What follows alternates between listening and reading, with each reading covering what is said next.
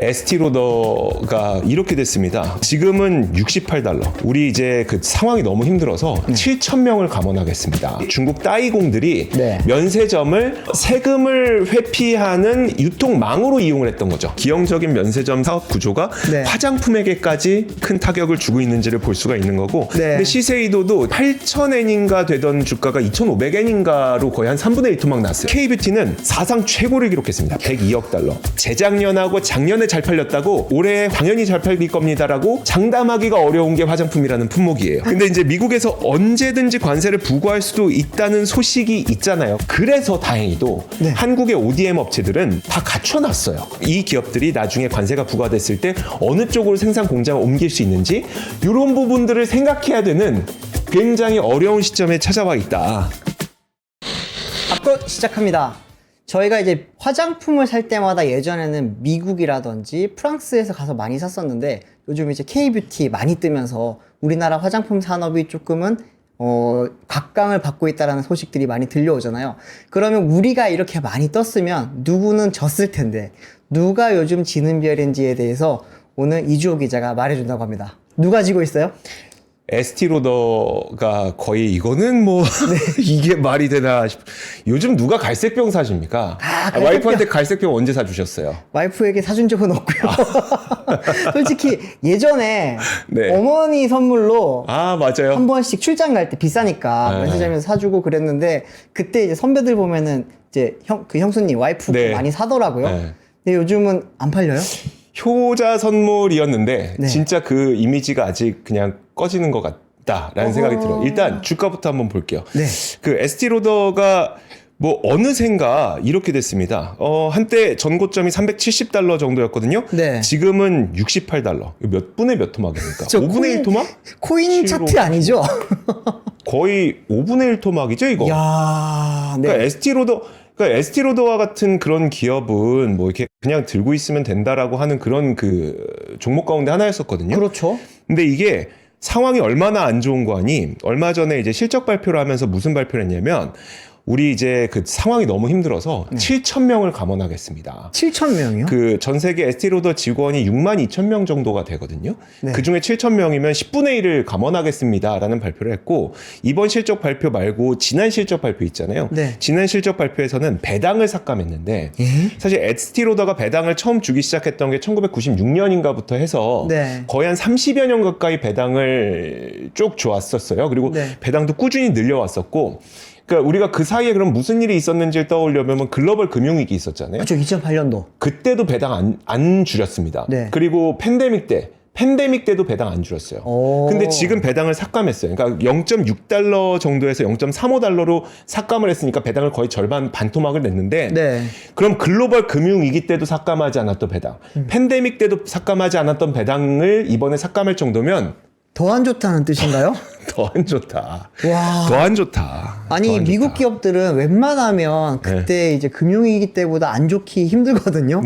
얼마나 안 좋길래 그때도 줄이지 않았던 배당을 줄였다는 이야기인지. 그러니까요. 한번 좀 봐주세요. 매출이 어느 정도 감소했는지 한번 보도록 하겠습니다. 매출이 2022년에는 팬데믹의 영향이 있었다고 보시면 돼요. 그때 막 사실 우리가 바깥에는 못 나가니까 온라인으로 엄청 샀었잖아요. 그쵸. 그 온라인으로 샀던 것 때문에 $177억 였던 게 2023년 되니까 $159억 줄고요. $156억 그 다음 년도 줄어듭니다. 그러니까 에스티로더는 역성장을 지금 한 3년 동안 계속 하고 있다라고 보시면 될 것 같습니다. 그럼 에스티로더가 왜 역성장을 하고 있는지 그 이유는 사실 면세점에서 찾을 수가 있습니다. 면세점. 저도 아까 면세점에서 샀다고 말을 했으니까. 그러니까 우리가 화장품을 대부분 어디서 사는지를 보면은 물론 저가형 화장품의 경우에는 온라인으로 우리가 많이 구매를 하는데 특히 고가의 화장품의 경우에는 대부분 면세점에서 구매를 많이 했었어요. 일단 좋은 건 알겠는데 비싸. 그러다 보니까 이걸 싸게 살 수 있는 방법은 면세점. 그래서 사실 이제 뭐 잠시 후에 면세점에서 다 얘기해 드리긴 하겠지만 거의 면세점 매출의 한때 거의 한 70%까지는 화장품이 차지를 했습니다. 면세점 전체 매출의 70%가 화장품. 면세점에서 담배도 팔고 술도 팔고 뭐 다양한 거 다 팔지만 전체 면세점 가운데 이거 되게 특이한 사례는 그 거의 팬데믹 수준까지 가잖아요. 그때는 면세점 매출의 거의 90% 가까이가 화장품입니다. 아, 그 정도로 화장품은 그냥 면세점에서 사는 거. 그렇네요. 근데 이제 만약에 면세점이 안 되면 그럼 화장품도 안 된다는 얘기잖아요. 네. 그 이야기가 지금 현실화되고 있는 겁니다. 우리나라의 호텔 신라라든지 뭐 우리나라의 그 다양한 면세점들 있잖아요. 네. 면세점들도 지금 굉장히 안 좋습니다. 근데 그 안 좋은 것들이 결국 에스티로더와 같은 면세점에서 지금까지 수익을 거뒀던 회사들에게까지 부정적인 영향을 미치고 있다고 보시면 될 것 같아요. 그래서 실제로 에스티로더가 이번 컨퍼런스 콜에서 그 한국과 중국의 면세점을 콕 집어 얘기합니다. 화면 보여주시면 네. 일단 아시아 태평양 매출이 11%가 감소를 했고 그 중에 대부분은 메인랜드 차이나다. 중국 본토에서 일어난 그 감소폭이고 네. 한국도 그 감소에 큰 영향을 미쳤는데 일단 닥터자르트를 에스티로더가 인수를 했었어요. 우리나라 닥터자르트 있잖아요. 아, 네. 근데 사실 이게 닥터자르트 운영을 잘 못했습니다. 닥터자르트도 최근 몇 년간의 실적이 굉장히 안 좋아지고 있어요. 네. 그러다 보니까 이제 그 닥터자르트를 트래블 리테일 채널이라고 하는 게 면세점인데 이 면세점에서 뺐고 그뿐만 아니라 3분기 전망을 할 때에도 지금 그 3분기에도 아시아 면세 사업은 안 좋을 것으로 전망되는데 그 이유는 2분기에 한국이 안 좋았던 거랑 동일하다. 한국의 면세점이 안 좋았기 때문에 본인들의 실적이 안 좋았다고 지적을 하고 있는 거고요. 여기서 2분기는 지금 2024년 4분기인 거죠. 얘네가 지금 맞아요. 회계년도가 지금 회계년도가 이들은 한 6개월 정도 앞섭니다. 그래서 네. 지금 2분기라고 하는 거는 2024년 4분기 실적이라고 네. 보시면 돼요. 그리고 두 번째로 하이난. 이 하이난성이 중국이 면세점을 본인들이 그럼 하겠다라고 네. 해서 만든 곳이 하이난 면세 특구잖아요. 그쵸. 거기가 지금 문제가 되고 있다 보니까 한국, 중국 면세점 매출이 부진해서 우리 ST로더가 힘듭니다. 이걸 왜 우리 탓을 합니까? 그러게요. 자기들이 못 판 걸 지금 우리 탓으로 돌리네요. 그러니까 본인들이 못 판 거를 지금 우리 탓을 하고 있는데 네. 그만큼 과거에 이제 면세점을 통해서 화장품을 팔았던 약간 기형적인 그 사업 구조가 네. 이제는 안 먹히고 있다라고 하는 것을 증명을 하고 있는 거죠. 이거 큰일이네요. 그러면 면세점이 네. 어떻게 지금까지 화장품을 팔았길래 그러니까요. 지금 이렇게 지금 직격탄 맞는 거예요, 그러면? 얼마 전에 저희 압권 채널에서 네. 면세점이 그 무너지고 있는 과정과 그 다음에 왜 이렇게 되고 있는지를 자세하게 네. 짚어준 콘텐츠가 있습니다. 그쵸. 권순우 팀장이 그 당시에 이제 분석을 자세하게 해줬는데 2개월 전쯤이었었어요. 많은 분들이 좀 관심이 있으셨나 봐요. 이것도 10만 회 정도가 나왔으니까 네. 여러분들께서 중국이 삼켜버린 한국 면세점 근황 압권 채널에 오셔서 보시면은 아마 재밌을 겁니다. 그래서 앞으로도 그러면 이제 구조적으로 면세점은 이런 그 사업 구조를 채택해 왔기 때문에 네. 앞으로 좋아지는 것이 아니라 구조적으로 좋아질 수 없다는 이야기를 좀 드렸거든요. 네네. 그 내용을 한번 여기 와서 확인해 보시면 될 것 같은데 그 핵심만 간략하게 짚어드리도록 하겠습니다. 그 면세점이 얼마나 기형적이었는지에 대해서 보여주는 그 차트 가운데 하나인데 외국인 객단가라고 그 내용이 콘텐츠 중간에 나와요. 화면 네. 다시 한번 띄워주세요. 그럼 한창 이 팬데믹 구간에 외국인 객단가가 얼마까지 올라왔는지 보면 한 명당 28,000달러입니다. 한 사람당 그러면 한 3,500만 원 이상 쓰고 간다고요? 네. 이게 한 사람당? 아니죠. 와서 쓰고 간다고도 아니에요. 네네. 왜냐면 이때 팬데믹 때면은 2022년 팬데믹 때면 면세점을 갈 수 없는 시기예요. 그렇네요. 그러니까 어느 누구도 면세점을 가지 않았는데 공항을 가지 못하니까 어느 누구도 공항을 가지 못해서 면세점을 들른 적이 없는데 왜 면세점 객단가는 한 명당 28,000달러였을까요? 와. 그게 바로 네. 그 당시에 분명히 외국인 관광객들은 바로 이 시점이죠. 외국인 관광객들은 없었지만 이 외국인들 특히 중국 따이공들이 네. 면세점을 화장품 유통 그러니까 약간 세금을 회피하는 유통망으로 이용을 했던 거죠. 물건 떼러 오는구나. 물건 떼러 온 거죠. 어느 누구도 그 당시에 면세점을 가진 않았으나 네. 따이공들이 물건만 떼어가다 보니까 그리고 그것을 우리나라 면세점들도 네. 하나의 그 비즈니스 모델로 삼다 보니까 그 당시에는 외국인 객단가가 3,500만 원이 된 거고 지금은 그럼 그렇게 되느냐. 외국인 다시 한번 표 보여주시면 외국인 관광객은 늘어나고 있지만 이 그 외국인 매출액은 줄어들고 있는 거 보면 네. 더 이상 그런 식으로 한국의 면세점을 이용하지 않는다는 걸 보여주는 겁니다. 따이공들도 이제 더 이상 그렇게 하지 않는다는 거고 그럼 따이공들이 왜 그렇게 하지 않는지를 보면은 이게 한국에서 면세점을 통해서 이제 돈 버는 걸 중국이 보니까 네. 야 저거 우리가 하면 되잖아. 그쵸. 장난 아닌데 한 사람당 지금 28,000달러의 매출을 낼 수 있는 어떻게 네. 보면 상품인데 그렇죠. 그게 지금 저렇게까지 한국에 가서 외화를 유출시키고 있다고? 그 중국 입장에서는 외화 유출이잖아요. 그러니까 야 저거 우리가 하자라고 그렇지. 해서 만든 게 하이난 면세 특구이거든요. 거기가 그 하이난 섬이라고 하는 곳이 거의 한 남한의 3분의 1 정도 되는 면적 규모에 네. 한 12개 정도의 면세점이 입점을 해 있고 여기에서 이제 면세점에서 구입할 수 있는 금액 규모가 어마어마합니다. 그때 한번 풀었어요. 규제를 한번 풀어서 어느 정도까지 살 수 있냐면 한국 돈으로 한 1,900만 원 정도 살 수 있습니다. 한 사람당 면세 한도가 1,900만 원이요? 1,900만 원. 그러면 이걸 이용하라. 그러면은 이제 하이난 면세 특구를 나중에 따이공들이 이용하겠죠. 한국의 네. 면세점은 아마 이용하지 않을 가능성이 상당히 높습니다. 그러다 보니까 결국 한국에서 이런 그 면세점을 통해서 매출 의존도가 높았던 이런 에스티로더 같은 기업. 네. 그런 기업은 이제 매출 타격이 직접적으로 있을 수밖에 없는 거겠죠. 그렇겠네. 그래서 제가 이게 공식적으로는 에스티로더와 같은 기업들이 전체 매출 가운데 면세점 매출이 어느 정도인지를 공식적으로는 밝히지는 않고 있어요. 근데 컨퍼런스 콜이나 이런 데서 살짝 언급할 때가 있거든요. 네. 그래서 제가 그 가능한 한을 제가 최대한 한번 그 조사를 해봤습니다. 그래서 에스티로더가 그러면 지난 몇 년 동안 면세 매출 의존도가 어느 정도 됐는지를 한번 살펴볼게요. 네. 이거 2019년도는 그 대신증권에서 추정한 자료가 있어서 그걸 갖고 왔는데 그때는 전체 매출 가운데 한 23% 정도가 면세 매출이었다는 거예요. 그러다가 2021년도에는 이건 컨퍼런스 콜에서 CFO가 얘기한 게 있어요. 네. 그때 되게 자랑스럽게 얘기합니다. 우리가 왜냐하면 2021년도는 어느 누구도 해외여행을 못하던 때잖아요. 맞아요. 그러다 보니까 실제 면세점으로는 판매를 하지 못하지만 여기서 따이공들이 많이 사가니까 네. 우리는 면세점 매출 면세점 매출 비중을 29%까지 높였습니다라고 자랑을 해. 이때는 장사 잘 됐죠. 네. 따이공들한테 많이 파는 거니까. 근데 결국 이게 한국 면세점을 따이공들이 이용을 안 하다 보니까 네. 이건 줄여야 하게 되는 상황이 온 거예요. 그래서 2024년도에는 되게 약간 그 반성문 쓰지, 저희가 많이 줄였는데요. 한 19% 정도까지 줄였어요라고 얘기를 해요. 네. 그러니까 이게 이제는 더 이상 면세점을 통해서 팔았다가는 돈이 안 된다는 거. 그러니까 더 이상 이게 유통망으로서의 역할을 못 한다는 것이 지금 증명이 되고 있는 상태라고 보시면 될 것 같고요. 네.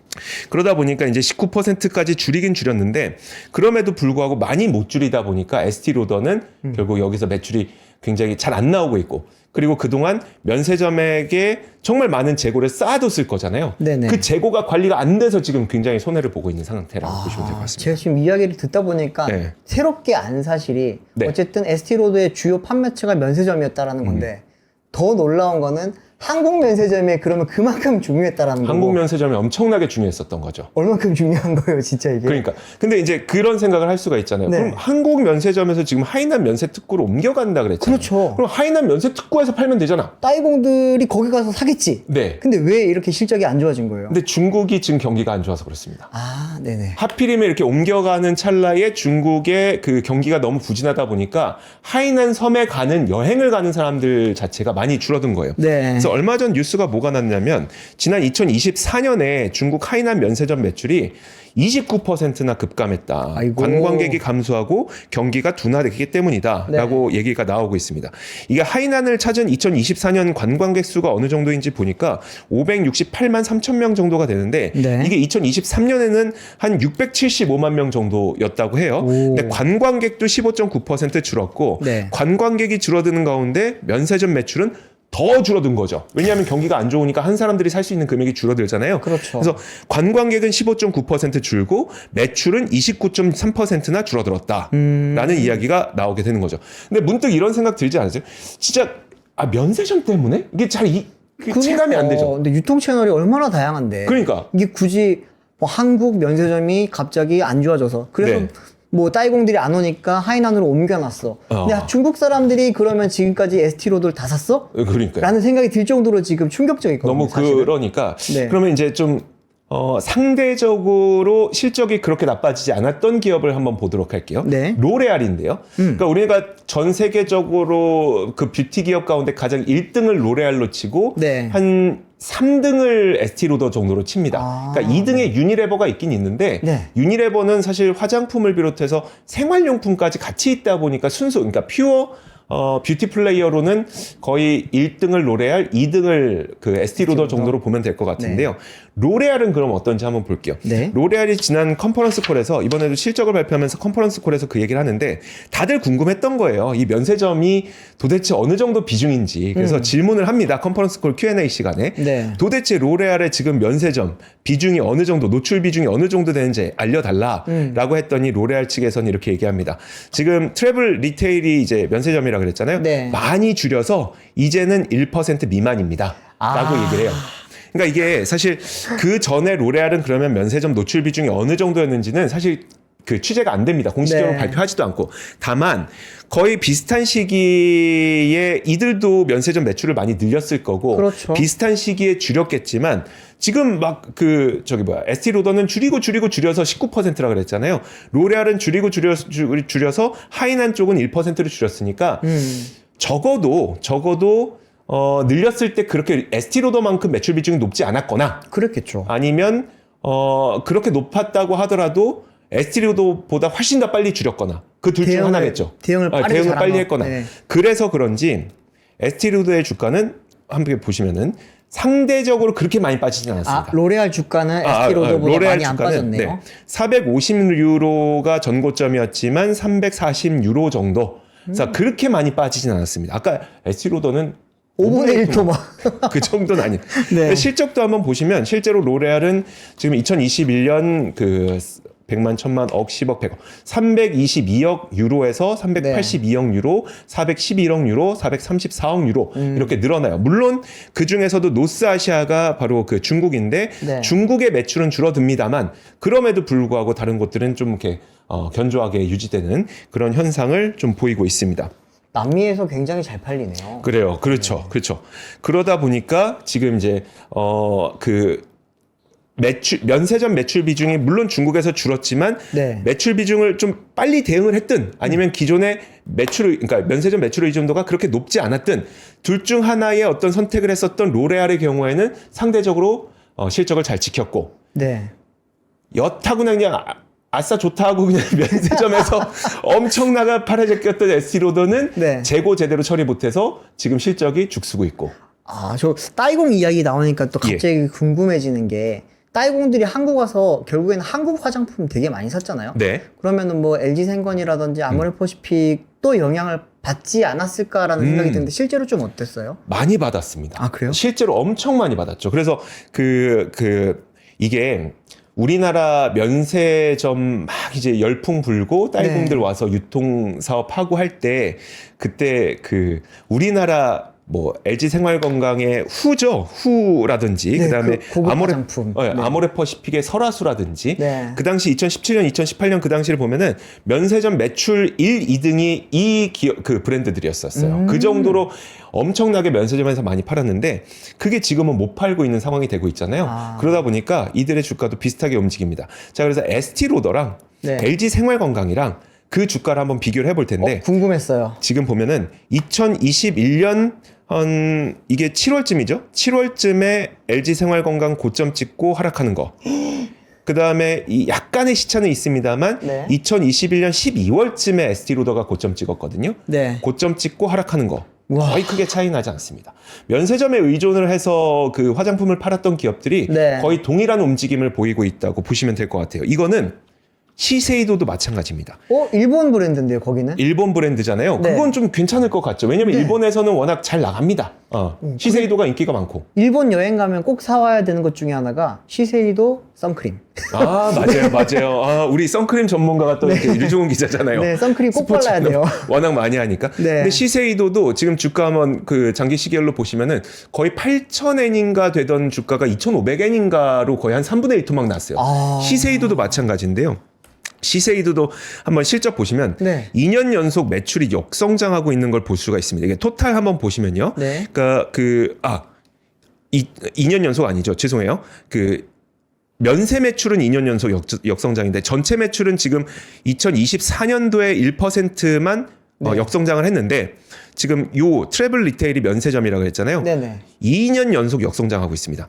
2023년도에 20% 하락, 그 다음에 2024년도에 24% 하락. 와. 면세점으로 지금 화장품 기업들의 충격이 만만치가 않은 거예요. 제가 지금 보면서 약간 충격적인 부분이 3분기가 사실은 여름 휴가철이잖아요. 네. 그렇기 때문에 면세점이라든지 이런 곳은 3분기 피크거든요. 네. 근데 저기 보시면은 23년 때 43%가 빠졌는데 그러니까요.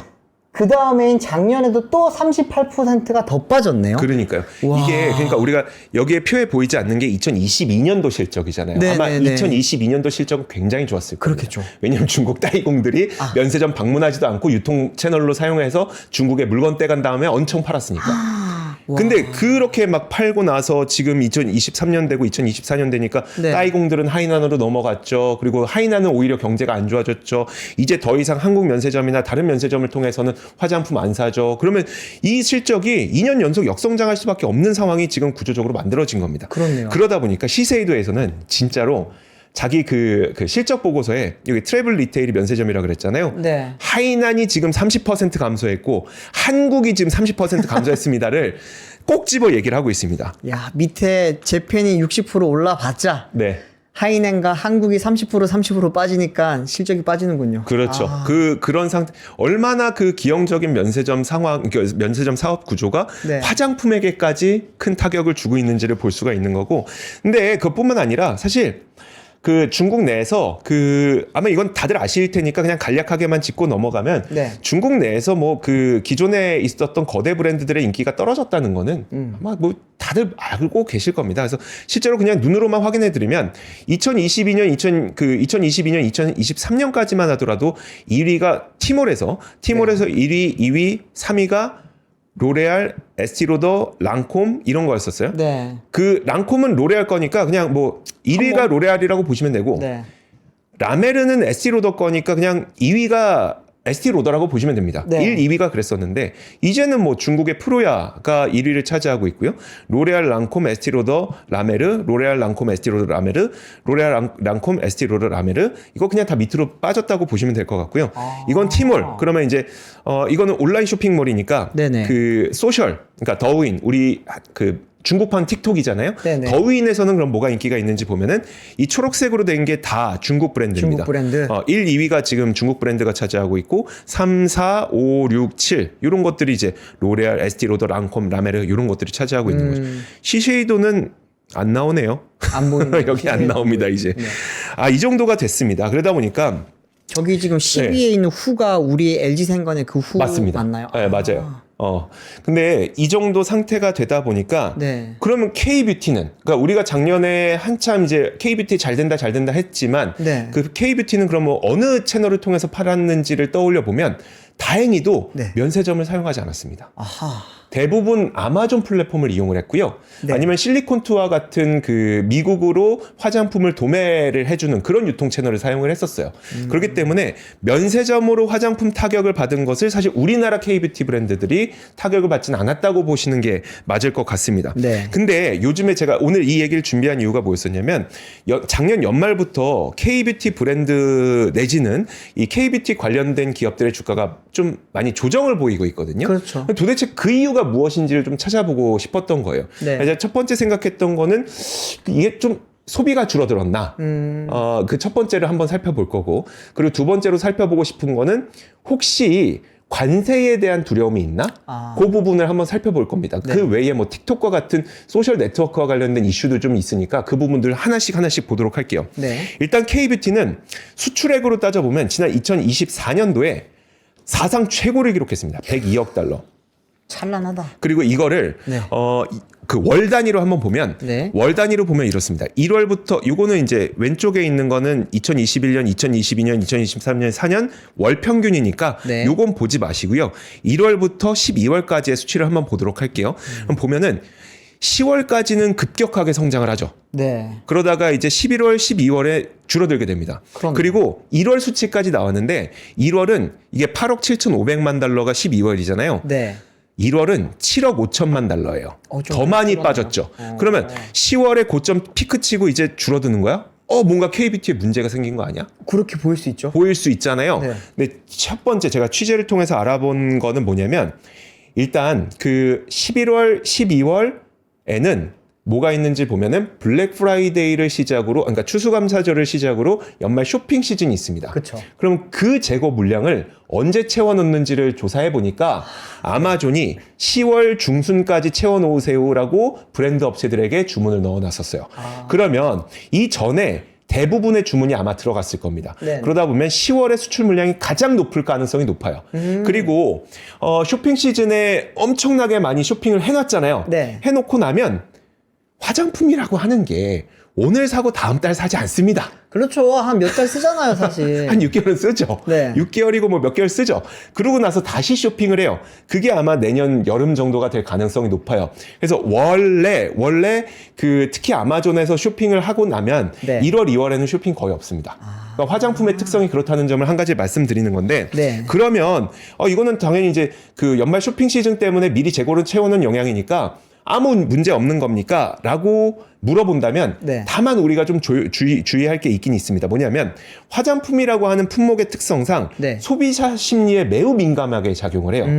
그래서 원래 재작년하고 작년에 잘 팔렸다고 올해의 화장품은 당연히 잘 팔릴 겁니다라고 장담하기가 어려운 게 화장품이라는 품목이에요. 네. 언제든지 트렌드는 바뀔 수가 있는 거고 언제든지 소비자의 심리는 바뀔 수가 있는 거기 때문에 그쵸. 올해 섣불리 예상할 수는 없습니다만 일단 구조적으로 제가 말씀드린 것처럼 원래 10월에 많이 주문 들어옵니다. 네. 그리고 1, 2월에는 원래 수출 좀 적습니다. 다만 여기에서 수출이 다시 회복되는지는 좀 봐야 된다. 그 측면이 하나가 있고 그리고 이 K뷰티의 가장 큰 그 선행 지표로 미국 시장에서 봤던 게 뭐였었냐면 미국의 ELF라고 하는 기업이에요. 네. 미국 투자하시는 분들은 웬만한 분들 다들 아시겠지만 ELF가 그 미국에서 MZ 세대들이 가장 많이 구매하는 화장품 브랜드입니다. 한국으로 치면 뭐 에뛰드 이런 건가요? 그쵸. 그러니까 느낌은 그 정도인데 네. 그건 많이 안 사잖아요. 네네. 뭐라고 표현해야 되지? 에뛰드도 잘 팔려요. 아모레퍼시픽 그러면 소속이기 때문에. 네. 에뛰드가 1위 할 때 정도라고 느낌 보시면 될 것 같아요. 네. 그 정도로 지금 MZ 세대들에서 선호도 1위를 기록하고 있는 곳이 ELF인데 네. 이 ELF도 지금 방금 보신 것처럼 주가가 한 그 여름쯤부터 시작해서 급락하기 시작했단 말이에요. 너무 거의 많이 한 빠졌네. 220달러 정도까지 갔던 게 그 전에 엄청 많이 올랐습니다. 얼마입니까? 지금 이게 20달러에서 30달러 하던 게 220달러까지 갔으니까 와. 7배 올라간 거잖아요. 네. 그 몇 년 사이에 7배 올라갔던 게 지금 거의 한 반년 만에 3분의 1 토막. 3분의 1 토막이 났습니다. 그래서 와우. 무슨 일인지 한번 보니까 일단 이번 실적 발표에서 가장 안 좋았던 거는 가이던스를 낮췄어요. 그러니까 앞으로 우리가 잘 못 팔 것 같아요 라고 얘기를 한 거예요. 근데 그 이유를 보니 일단 그 첫 번째로 1월 구매가 좀 감소하고 있다. 네. 이들도 딱 제가 말씀드린 그 부분을 지금 보고 있는 겁니다. 물론 작년까지 엄청 잘 팔았어요. 네. 근데 1월 구매가 감소했잖아요. 그렇죠. 하지만 화장품이라고 하는 거는 언제든지 트렌드가 바뀔 수 있는 거기 때문에 구매가 회복되는지를 봐야 되는 거예요. 그러다 보니까 이들도 가이던스를 낮췄던 거고 네. 두 번째로 그 이들이 좀 걱정하고 있는 게 뭐냐면 소셜 미디어 활동이 위축되고 있다 이겁니다. 그게 무슨 말이죠? 요즘 소셜미디어 훨씬 하는 사람들이 많이 늘어나고 있지 않나요? 많이 하고 있잖아요. 네. 틱톡 이슈예요. 틱톡. 네. 틱톡이 하루 동안 미국에서 중단됐었잖아요. 그렇죠. 근데 이런 특히 ELF와 같은 그런 브랜드들이 MZ 세대들이 좋아하는 이유는 뭐냐면 품질은 괜찮은데 굉장히 저가 브랜드예요. 네. 우리나라 인디 브랜드들이 갖고 있는 그런 성향하고 조금 비슷해요. 품질 좋은데 합리적인 가격이에요. 네. 근데 그 합리적인 가격이다 보니까 대부분의 그 마케팅을 틱톡을 비롯한 인플루언서 마케팅을 했는데 틱톡이 하루 동안 중단된 걸 보니 인플루언서들이 내가 판매하고 있는 이 유통 채널이라고 하는 틱톡이 언제고 하루아침에 사라질 수 있겠구나를 느끼게 된 거죠. 그러다 보니까 인플루언서들이 틱톡에서 어떻게든 벗어날 생각을 지금 하고 있습니다. 네. 새로운 그 플랫폼을 찾아야 되겠다고 생각을 하고 있다 보니까 그러면 ELF를 비롯한 인디 브랜드들도 마케팅 채널 하나가 사라지는 거잖아요. 그렇죠. 그런 것 때문에 지금 굉장히 그 브랜드 업체들이 보수적으로 지금 생각을 하고 있는 상태예요. 그런 것들이 영향을 미쳐서 지금 주가가 이렇게 크게 하락하고 있다고 보시면 될 것 같습니다. 이거는 사실 우리나라도 마찬가지가 될 것 같아요. 우리나라에서 예를 들어서 이제 작년에 굉장히 인기 끌었었던 그 33개 그 쿠션이 있었잖아요. 33 쿠션. 네. 티르티리 같은 거. 티르티르 그 흑인들이 그쵸. 자기 피부에 맞는 색깔이 나오는 쿠션. 흑인 쿠션. 네. 그런 것들도 대부분 그 소셜 SNS를 통해서 마케팅을 했었는데 네. 그 마케팅 채널이 언제고 막힐 수 있다는 생각을 하고 나니까 브랜드 업체들, 판매자들도 지금 되게 보수적이 됐고 거기서 활동하고 있는 인플루언서들도 상당히 보수적이 됐습니다. 이거 언제고 막히면 나는 아예 못 파는 건데? 그렇죠. 라고 해서 상당히 보수적이 됐는데 그게 첫 번째 문제점으로 좀 꼽히고 있고요. 두 번째가 관세의 영향. 관세에 대해서도 네. 지금 브랜드 업체들이 좀 되게 몸을 사리고 고민을 많이 하고 있는 단계예요. 이게 트럼프가 매기는 그 관세 말하는 거죠? 맞습니다. 네. 근데 일단 ELF의 경우에는 관세가 만약에 부과되잖아요. 네. 당장 영향을 받습니다. 왜요? 왜냐하면 ELF는 저가 브랜드라 그랬잖아요. 네. 그래서 생산 기지의 대부분이 중국에 있어요. 그런데 지금 중국은 어쨌거나 저쨌거나 중국에서는 그 관세를 때릴 가능성이 상당히 높잖아요. 그렇죠. 그럼 중국에서 관세가 붙는 순간 특히 이런 저가 화장품의 경우에는 가격이 조금만 올라가면 소비자의 가격 저항이 엄청나게 심해집니다. 제가 갑자기 궁금한 게 하나 있는데 그러면 ELF는 뭐 네. 우리나라의 뭐 코스맥스라든지 뭐 이런 회사들처럼 맡기는 게 아니라 직접 공장을 갖고 있다라는 거예요? 본인들의 생산 기지가 중국에 있고 그다음에 네. 사실 1차 그러니까 그 트럼프 1기 때 한번 이 문제가 불거졌었어요. 왜냐면 네. 그때도 중국 관세 때린다 그랬거든요. 그렇죠. 그래서 그 당시에 조금 이제 그 중국의 생산 의존도를 낮춘다 그랬는데 그럼에도 불구하고 여전히 한 80% 이상을 중국에서 생산을 하고 있는 걸로 알고 있거든요. 그래서 ELF의 경우에는 관세가 부과되면 아마 직격탄을 맞을 가능성이 높은데 그럼 한국 K뷰티는 어떻냐? 일단 그 K뷰티는 일단은 관세 영향이 없다고 보는 게 맞습니다. 그 교보증권에서 네. 만약에 트럼프 2기 행정부에서 각국의 추가 관세가 부과될 경우 화장품 관세는 어떻게 되는지에 대해서 표를 만들었거든요. 네네. 일단 화장품이라고 하는 거는 한국에서 미국으로 넘어갈 때 무관세 제품입니다. 그렇기 때문에 기본적으로 0%긴 한데 이게 만약에 관세가 부과된다면 어떻게 될 것이냐에 대한 궁금증이 있는 거잖아요. 그쵸. 캐나다, 멕시코, 중국의 경우에는 25, 35가 될 수 있는 거고 네. 당분간 캐나다, 멕시코는 뭐 한 달 정도 유예 기간이 생겼고 네. 중국은 이제 앞으로 좀 합의를 해 나가야 될 상황이고요. 그러면 한 K뷰티에게 그 관세는 어떤 영향을 미치는지 보면 화장품은 무관세 품목이고 그다음에 통상적으로 한국의 그 K뷰티는 한국의 ODM 업체들 있잖아요. 뭐 한국콜마, 코스맥스, 코스메카 코리아 한국에서 생산합니다. 그다음에 이제 워낙 작다 보니까 그냥 수출해도 그렇게 물류 비용가 크게 안 들어요. 네. 그래서 한국에서 생산하기 때문에 무관세면은 그냥 괜찮아요. 한국의 보편 관세만 때리지 않으면 괜찮아요. 네. 근데 이제 미국에서 언제든지 관세를 부과할 수도 있다는 소식이 있잖아요. 그러다 네. 보니까 사실 소비자분들은 그렇게 체감하지 못하겠지만 브랜드사들은 지금 이거 아직은 0%인데 네. 이거 한다는 거야 만다는 거야? 그러면 이제 어떻게 되냐면 예를 들어 제가 브랜드사예요. 네. 그러면 이제 미국에 수출할 물량을 대략 몇 개월분, 몇 분기분을 계산을 하겠죠. 그래서 그 팔 물량을 ODM 업체에게 주문을 해야 되는데 그 물량 전체를 예를 들어 제가 10만 개를 주문했어요. 10만 개를 주문해도 돼? 에 대한 지금 그 고민이 있는 거예요. 그쵸. 이거 관세 매기면 안 되니까 좀 짧게 만들어 팔 수 있는 5만 개만 주문해야 되는 거 아니야? 이런 고민들이 일단 브랜드사에게는 있는 거고. 네. 그리고 이제 그 ODM 업체들 입장에서는 어떻게 되냐면 ODM은 사실 관세랑 상관이 없습니다. 왜냐면 관세를 무는 거는 네. 브랜드 업체가 무는 거예요. 그렇죠. 예를 들어 뭐 조선미녀가 이제 한국에서 만들어서 미국으로 수출한다. 그러면 이제 조선미녀가 관세를 내는 거지. 그쵸. 그 조선미녀를 만든 한국콜마가 관세를 내는 게 아니거든요. 그렇죠. ODM 업체는 상관은 없는데, 근데 조선미녀 된다는 거 아닙니다. 네. 왜냐면 좋은 제품을 이제 갑자기 이미지가 상하면 안 되니까. 그렇죠. 근데 예를 들어서 그 브랜드 업체가 우리가 관세 때문에 고민이 생겨서 10만 개 주문해야 될 물량을 5만 개만 주문해야 되겠다. 라고 결정을 하게 되면 ODM 업체에게는 주문량이 줄어드는 효과가 있어요. 그렇죠. 이런 간접적으로 원쿠션 쳐갖고 ODM 업체들에게도 분명히 영향을 미칠 수밖에 없거든요. 네. 그러다 보니까 ODM 업체들도 만약에 관세가 매겨진다면 네. 내지는 관세에 대한 불확실성이 있다면 이럴 때에는 실적에 타격이 있을 가능성이 높다고 보시는 게 맞을 것 같습니다.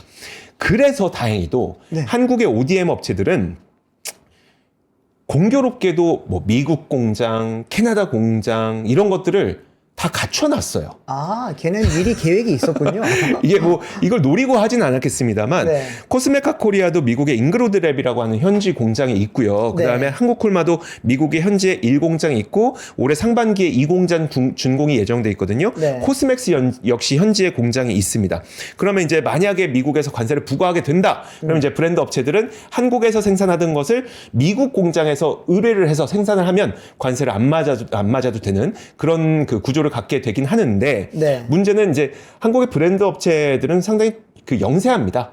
되게 중소기업들, 스타트업 이런 기업들이 많기 때문에 이런 기업들은 결국 미국 공장에서 생산해서 미국에서 유통해서 팔려면 네. 미국의 현지 인력이 필요해요. 그렇겠죠. 그래서 이게 하루아침에 되진 않을 겁니다. 현지 인력 파견하고 거기서 뭐 업무 처리하고 이런 것 때문에 조금 시간은 걸릴 가능성이 있기 때문에 뭐 관세가 매겨진다고 그냥 우린 아무 걱정 없어요. 이 정도까지는 아니라는 거 말씀을 드리도록 하겠고 그리고 이런 것들도 있어요. 캐나다는 네. 캐나다에서 생산 공장 있는 기업은 어떡하지? 이게 지금 어떻게 보면은 지금은 안전할 수 있어. 네. 근데 계속해서 뭐 한 달 뒤에 우리 다시 봅시다. 뭐 네. 이런 이야기도 하고 있고 보편관세 때리니 어쩌니 하다가 결국에 때려버리고 막 네. 그러고 지금 여러 가지가 나오잖아요. 오늘도 보면 철강에 대해서 알루미늄 그러니까요. 관세 나왔으니까. 네. 캐나다도 결코 안심할 수 있는 지역이 아닐 것 안전지대는 같아요. 아니잖아요. 물론 네. 25% 하겠다고 했다가 뭐 우리가 그럼 저기 국경에다 뭐 할게 했더니 그럼 잠깐 한 달만 유예해 보자라고까지 네. 나온 거잖아요. 한국콜마가 이제 캐나다에 공장이 있거든요. 네. 한국콜마가 캐나다에 공장이 있는데 물론 이건 캐나다에서 화장품 사업하고 싶은 분이 캐나다 공장에서 주문해서 만들어 팔면 되긴 하는데요.